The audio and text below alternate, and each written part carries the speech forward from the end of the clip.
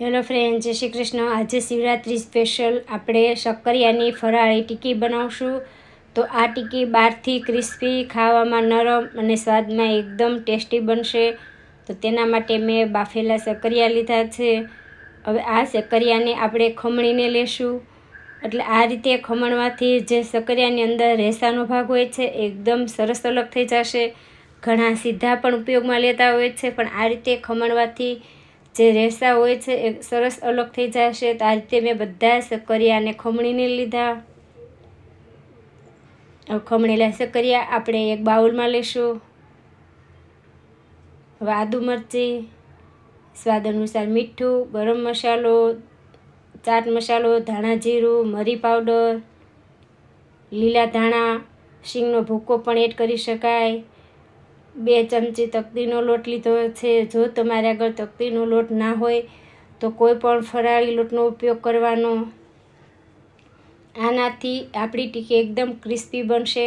તો આ લોટ મને થોડો ઢીલો લાગે છે, તો પાછળથી 1 ચમચી મેં લોટનો ઉપયોગ કરી અને આ લોટ મીડિયમ એવો જ તૈયાર કરવાનો। લોટ તૈયાર થઈ જાય એટલે હાથેથી આ રીતે આપણે ટીકી કરી લેશું। તો એકદમ ફટાફટ બની જશે। ટીકી બનાવવી એકદમ સહેલી છે।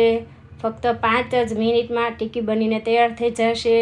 હવે ટીકી હોય એટલે તલ તો હોય જ, તો આપણે ફરતા આ રીતે બંને સાઈડ તલ લગાડી દેશું। તમે ના ખાતા હોય તો તલ નહીં લગાડવાના। ઘણા ફરાળમાં તલ નથી લેતા, તો જે લેતા હોય એને આ રીતે તલ લગાડવાથી તલનો સ્વાદ ટીકીમાં બહુ જ ફાઇન આવશે। અંદર પણ એડ કરી શકાય।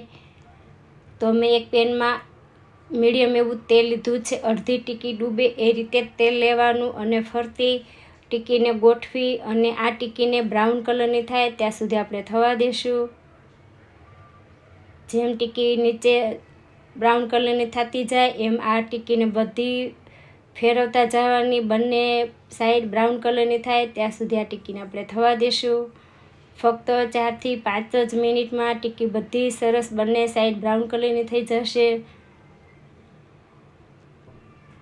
તો એકદમ ઓછી મહેનતમાં અને એકદમ ટેસ્ટી એવી શક્કરિયાની ટીકી બનીને તૈયાર છે। તો આ રેસીપી ચોક્કસ એકવાર જરૂર ટ્રાય કરજો। ખરેખર બધાને ટીકી બહુ જ ભાવશે। તો આ ટીકી સાથે સોસ અથવા દહીંનું રાયતું અથવા પ્લેન દહીં અથવા આપણે ધાણાની ગ્રીન ચટણી બનાવતા હોઈએ છીએ એ પણ ટીકી સાથે કોઈ પણ વસ્તુ લેશો તો પણ ખાવાની ખૂબ જ મજા આવશે, કેમ કે સ્વાદમાં શક્કરિયા મીઠા હોય છે એટલે ટીકી પણ આપણી એકદમ સ્વાદમાં મસ્ત બનશે। તો બહારથી ક્રિસ્પી અને અંદરથી નરમ એવી આપણી ટીકી બનીને તૈયાર છે। હજી સુધી મારી ચેનલને સબસ્ક્રાઈબ ના કરી હોય તો સબસ્ક્રાઈબ કરજો, લાઈક કરજો અને વિડીયોને શેર કરજો। એન્જોય।